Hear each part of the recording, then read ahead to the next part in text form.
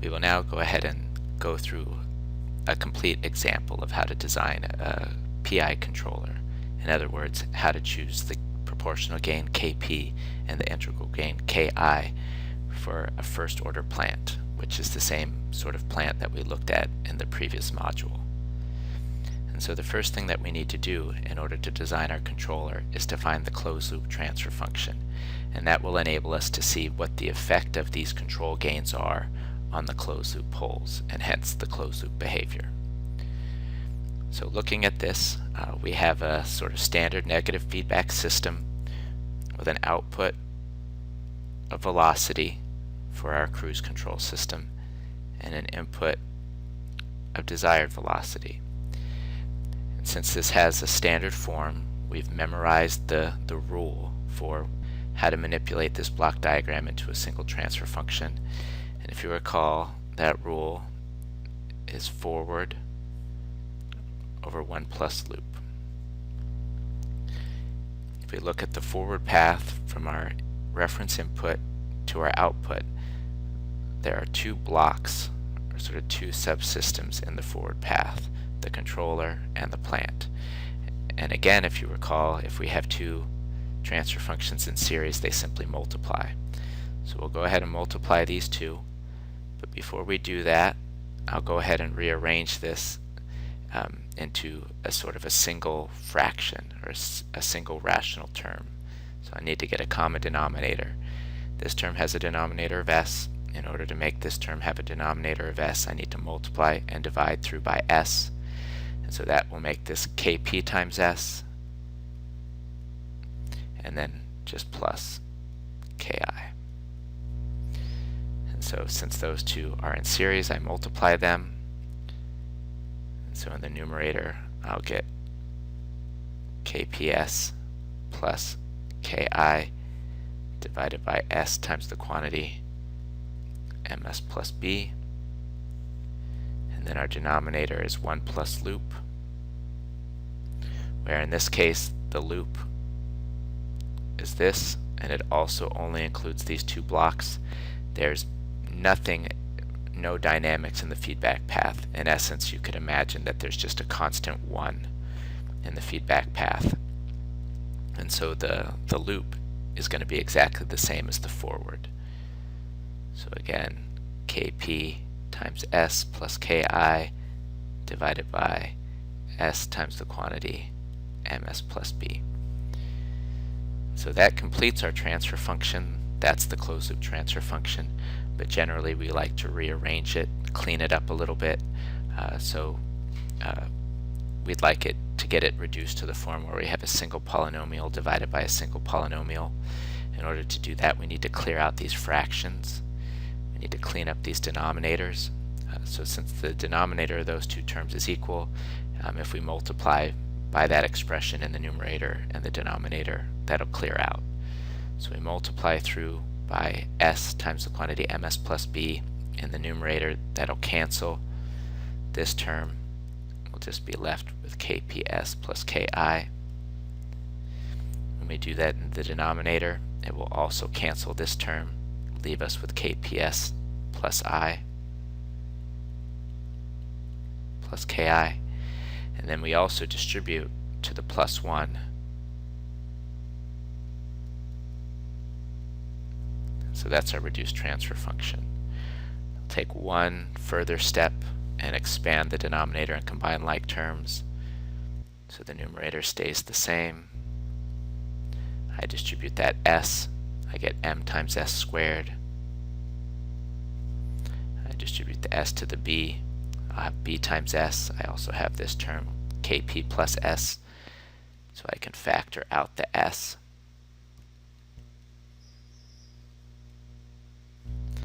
And then I'm just left with this Ki. So this is the resulting closed loop transfer function. And we can see how the two control gains affect the coefficients of the polynomial in the denominator. Looking at the units of this transfer function, the input is a speed, the output is a speed.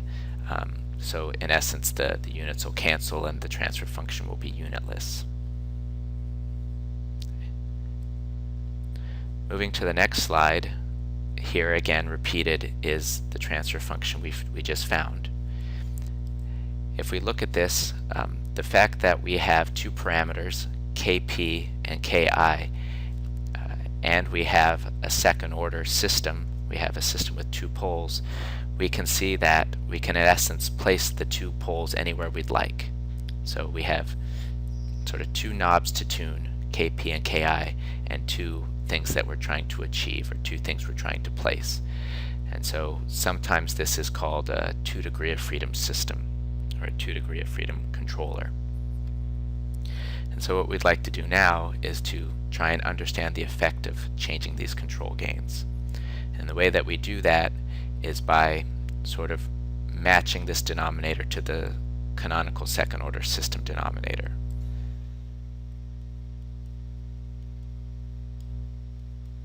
So if we match the form of the denominator, a canonical second order system has a denominator of the form s squared plus 2 zeta omega ns plus omega n squared. We can match that to this denominator. In order to get the two to correspond, we need to rearrange this so that the leading coefficient is 1, because that's the form we have here. So in essence, we're going to divide through by m in the denominator. So if we do that, it'll cancel this m. Then we'll have b plus kp divided by m, and ki divided by m. Looking at this, strictly speaking, this transfer function is not a canonical second order system because it has a 0. But employing what we know about canonical second order systems will be illustrative. It will help us sort of understand the trends of the effects of kp and ki, if not the exact effect of kp and ki. So matching these two polynomials, we can see that this set of parameters is equal to that. So we have that zeta times omega n, which we also call sigma, is equal to this quantity where we divide through by 2. So it's equal to b plus kp divided by 2m. And so right away we can see how kp will directly affect sigma, which is the real part of our poles. If we match these terms, we can see that omega n squared is equal to ki divided by m. If we take the square root of both sides, we get that the natural frequency is equal to the square root of ki divided by m. And so here we can see that the integral control gain directly affects omega n, the undamped natural frequency. Going a step further, in order to try and understand the effect of these gains, we can look at how the poles move in the complex plane, where the horizontal axis corresponds to the real part of the pole, the imaginary axis corresponds to the imaginary part of the pole. We'll presume we have some complex conjugate poles arbitrarily, and if we recall, sigma tells us the real part of the pole, and omega n is sort of the radius. It's how the distance of the pole from the origin. And so if we want to sort of understand the effect of increasing kp while holding ki constant, so increasing kp will make sigma bigger. So increasing kp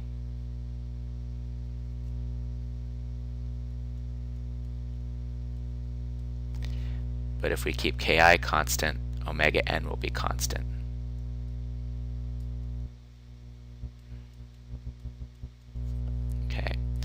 So right away we can see what the effect of that is. So sigma, if we look back to our canonical second order relationships, affects settling time. So if we increase sigma, that's going to make TS get smaller.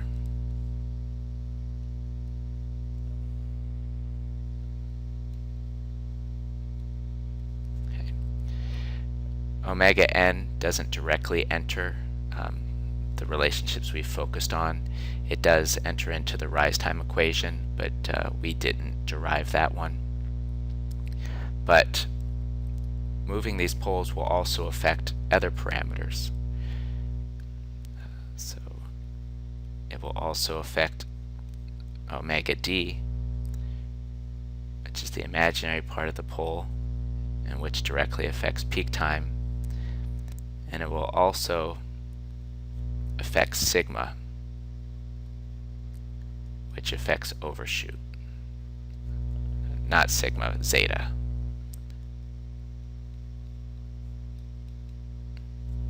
Okay, so if we look at this, sigma's getting larger. So as we increase Kp, sigma gets larger. So this is going to move to the left. But omega n stays constant because Ki is unchanged. That means that the radius will stay unchanged. So in essence, the pole is going to sort of move along a circle to the left and down. It's going to keep the same radius, but sigma is going to get larger and larger. As we do that, we can see that omega d decreases.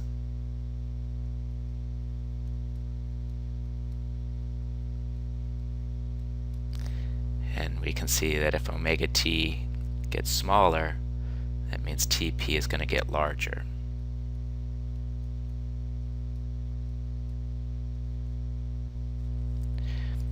And we'll also see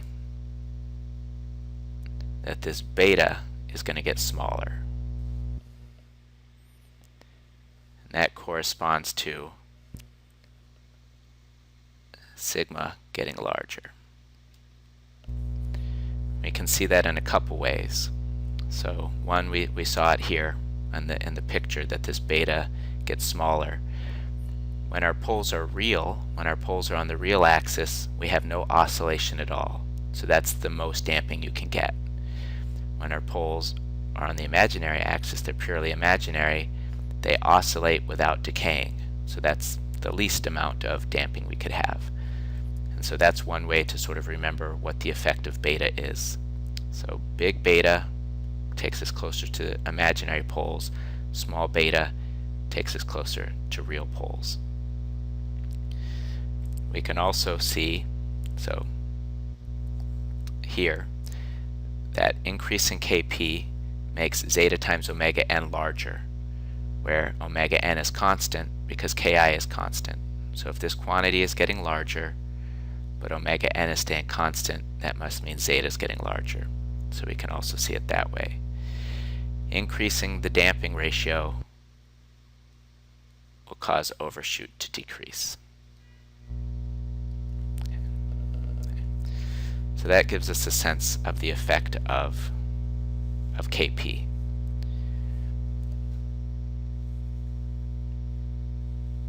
Let's also see what the effect of Ki is.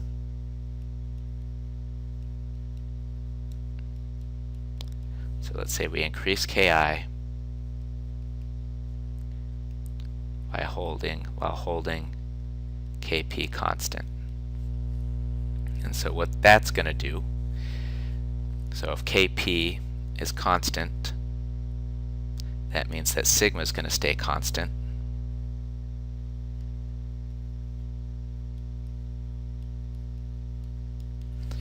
And we know sigma affects settle time. So our settle time is unchanged.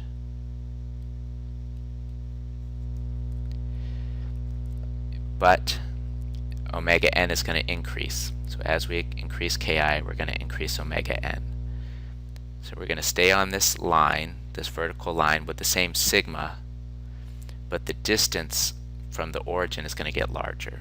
So in essence, the poles are going to move up this line. So same sigma, same real part, but larger omega n. That also means that omega d will increase.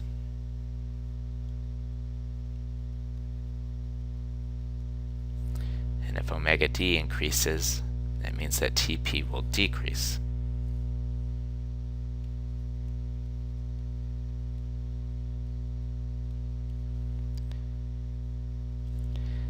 And it also means that as we go up, beta will increase. It means we're getting closer to the imaginary axis. So that means zeta is getting smaller. We can also see that here. So sigma is constant because Kp is constant, but omega n is getting larger because Ki is getting larger. So if this quantity is constant and omega n is getting bigger, that means zeta must be getting smaller. And a smaller zeta means more overshoot.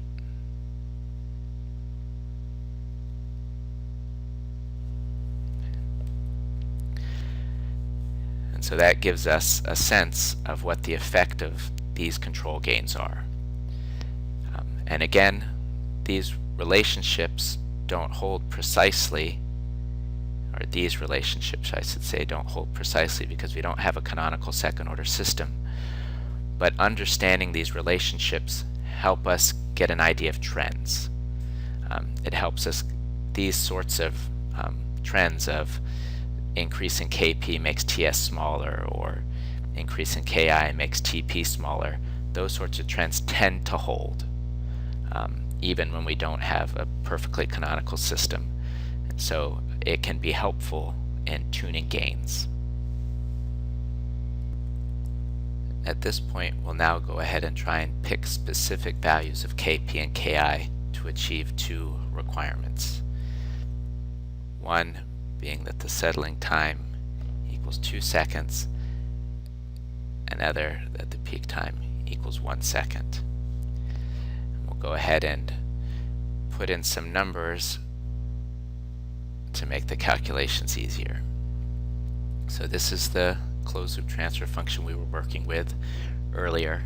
On the previous slide, we sort of saw the general effects of changing Kp and Ki. Now we're going to try and pick specific values. So looking at our system, matching it to the canonical sort of second order form,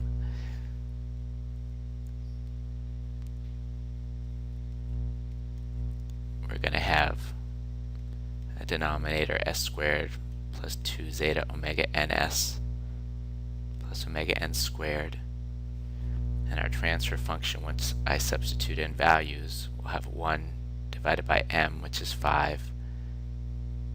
Have a numerator of kps plus ki, and then a denominator of s squared plus b plus kp, where b is equal to 1 divided by m, where m is equal to 5 times s, plus ki divided by m, where m is again 5. And so looking at our requirements, we want a settling time equal to 2 seconds. So thinking back to our relationships, we want 2s equal to 2. This relationship only holds for canonical second order systems, which we don't have because of this is 0. But these calculations will serve as a good starting point for our tuning. So if I solve for sigma, I can multiply sigma to the right hand side, divide through by 2. I get that sigma equals 4 divided by 2. So we desire that sigma equals 2. Recalling that sigma is equal to zeta times omega n, we can see that sigma, that coefficient, is going to be affected by Kp. So if we match those two, match the coefficients. We have that sigma is equal to 1 plus kp divided by 2 times 5. So in essence, these two are equal. To isolate the sigma, the zeta times omega n, we divide through by 2. And it's desired that this equals 2. Then we can simply solve for kp. So we have 2 on the right hand side, we can multiply through by 10. And then to get kp by itself, we subtract 1 from both sides. We get that kp is equal to 19. Or at least that's a good starting point for a choice of kp. We can do a similar sort of thing for our other requirement, that the peak time equal 1 second. So the relationship for peak time is that Tp equals pi over omega d. We want that to equal 1.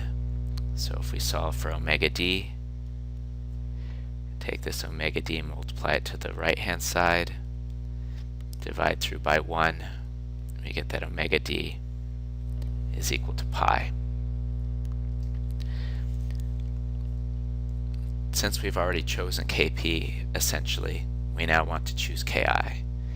So we look at the coefficients again.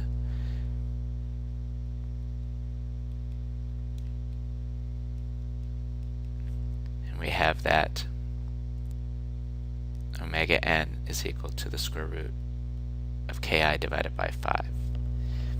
So this doesn't depend directly on omega d, which we've calculated, or sigma, which we've calculated, but we can determine the desired omega n based on this omega d and this sigma. So I'll go ahead and go to the next slide to give us some more room. Here again is our transfer function. And we've got that kp is equal to 19. We've got that sigma is equal to 2. That omega d is equal to pi. And we have that omega n is equal to the square root of ki divided by 5. So one way to relate these guys is we can recall that omega d is equal to omega n times the square root of 1 minus zeta squared. Or we can use geometry. So if we think back to what all of this means in the complex S-plane, we have that sigma is 2, and we have that omega d, the imaginary part, is pi. So in essence, we want to place our pole right there. And omega n is the radius, and we can essentially treat this as a right triangle where omega n is the hypotenuse, sigma is one leg of the triangle, and pi is the other leg of the triangle. So omega n is equal to the square root of 2 squared plus pi squared. If we type that into our calculator, that works out to be approximately 3.72 radians per second are the units. And so that means that we want 3.72 to approximately equal ki divided by 5. In order to solve for ki, we can square both sides.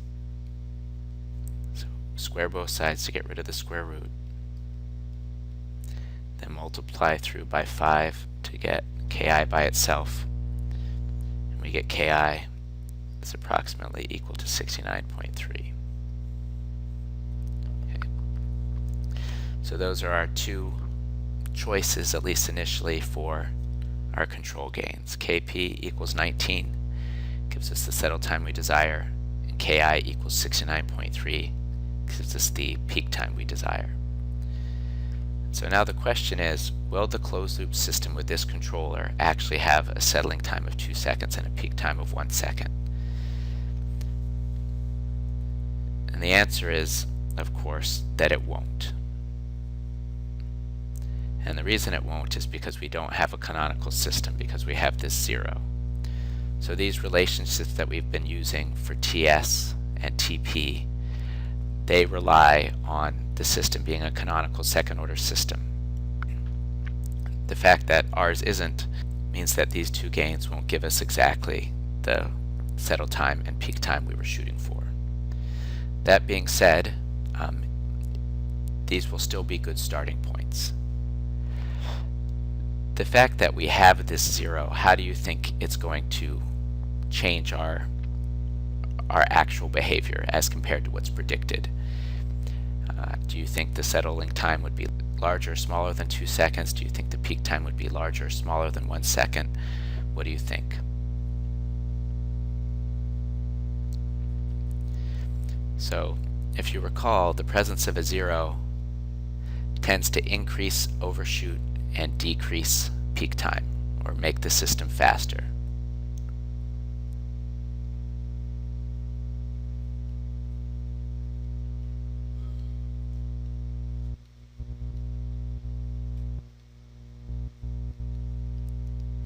So smaller TP than predicted, probably less than a second. And MP will be larger than predicted. This makes, well, so we can, with a decent amount of confidence, predict that the peak time will be less than 1 second. What the settling time is, that's a little harder to predict, because the system will be faster, but it'll overshoot more, it'll oscillate more, and so these tend to sort of work in opposite directions in terms of their effect on settling time. So we may not be precisely sure what the settling time will be, whether it will be larger or smaller than 2 seconds.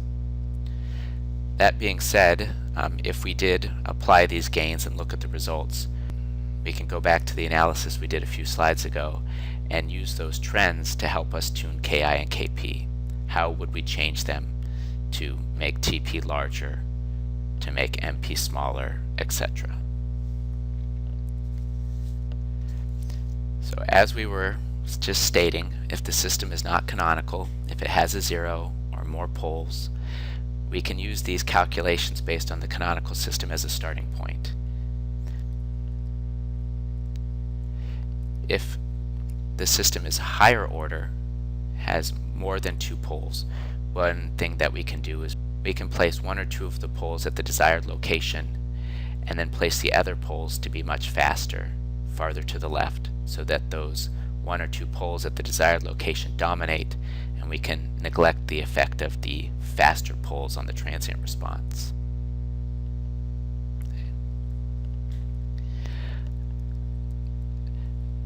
In that previous example, we were shooting for a settling time of exactly 2 seconds and a peak time of exactly 1 second, but in general, requirements are often given as inequalities. It's generally not required that the settling time be exactly 2 seconds. It's generally the case that the settling time be less than 2 seconds. So in order to examine this concept, let's try and plot the region in the complex plane where the poles of a canonical second-order system must be located in order to achieve a settling time not equal to 2 seconds, but less than 2 seconds, and a peak time not equal to 1 second, but less than 1 second. So using the same relationships, settling time is 4 divided by sigma. We want it to be less than 2. We can multiply this sigma to the right hand side. So on that side of the greater than or equal sign, divide through by the 2. We get that we desire sigma to be greater than or equal to 2. Similarly, for the peak time, we have the expression that peak time is pi over omega d. We want that to be less than 1 second.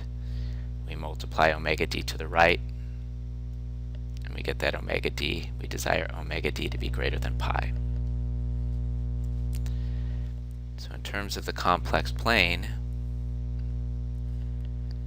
where again the horizontal is the real, the vertical is the imaginary, sigma corresponds to the real part of the pole, and omega d corresponds to the imaginary part of the pole. We want to be sigma to be greater than 2, so that means we want to be to the left of this vertical line. Faster is farther to the left, and we want to be omega d to be greater than pi, so that means we want to be above this horizontal line. So if we had complex poles for a canonical second order system, we would want one of our poles to be located in this section. Since complex poles always come in conjugate pairs, that means that we will also want a pole in the region reflected across the horizontal axis. So complex conjugates always have the same real part but opposite imaginary part, minus sigma plus or minus j omega d. So these two regions identify where we would place the poles if we had a canonical second order system. Okay. So far we've discussed the effect of Kp and Ki on the transient response of our system. We may also want to design them to achieve a certain steady state behavior. So let's say that we want to know what is the resulting steady state error for a unit ramp reference. Okay, so plugging in our numbers, 5 for M and 1 for B, and plugging in the Kp we calculated and the Ki we calculated, this is the closed loop system we've designed for so far. We can calculate error from the fact that error is the difference between sort of what's commanded or what's desired and what we're actually achieving. In this case, since our output is V and we have a unity feedback system, E, the error, is that signal in our transfer function. So one way to calculate the error is to define a transfer function with an output of error and a reference input. So looking at this, we again have a unity feedback system. Forward over 1 plus loop is the rule for reducing a negative feedback system. If V desired is our reference and E is our output, and we look at the forward path from that input to that output, you'll see there's basically nothing in the path. So our forward path is in essence just 1. And then our loop includes these two blocks. So the forward path is 1, that's in the numerator. The denominator is 1 plus loop, where the loop is just the product of these two transfer functions. We get 19s plus 69.3 divided by s times the quantity 5s plus 1. Cleaning it up into the form of a single polynomial in the numerator and a single polynomial in the denominator, we can multiply through on the top and the bottom by s times the quantity 5s plus 1. When we multiply that by the numerator, we just get a numerator of s times 5s plus 1. In the denominator, we'll cancel that term. We'll just be left with 19s plus 69.3. And then when we distribute to the 1, we'll also have this. So this is the transfer function for an input of v desired and an output of error. We can then find the steady state error by applying the final value theorem. So E steady state is equal to the limit as s approaches 0 of s times E of s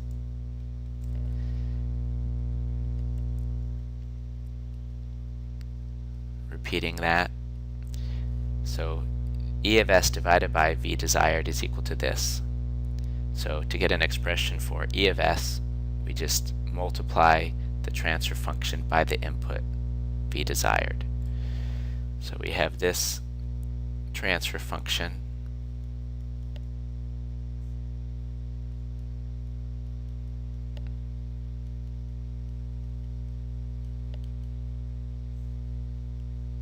and we multiply it by v desired, where we have a unit ramp reference. And if you recall, the transfer function, the Laplace transform of a unit ramp, is 1 over s squared. So that's what we'll multiply through here with. So looking at this, we have s times E of s, where E of s is the transfer function times the input. This s squared, one of the s's will cancel with that s, one of the s's will cancel with that s. We're left with this. If you found the poles of this transfer function, they have a negative real part, so the final value theorem holds. This function is defined at s equals 0, so we can simply sub in s equals 0. If we sub in 0 for s, that'll go away. We'll just be left with a 1 in the numerator. You substitute 0 here, that term will go to 0. You substitute 0 here, that will go to 0. We'll just be left with 69.3, which is approximately 0.0144. So that is the steady state error for a unit ramp command in desired velocity. Looking at this, how might we decrease the error? How could we choose our control gains to make the steady state error smaller? Looking at this, you may recognize the 69.3 as the value of Ki that we calculated. So by making Ki larger, we make this quantity smaller, we decrease the steady state error.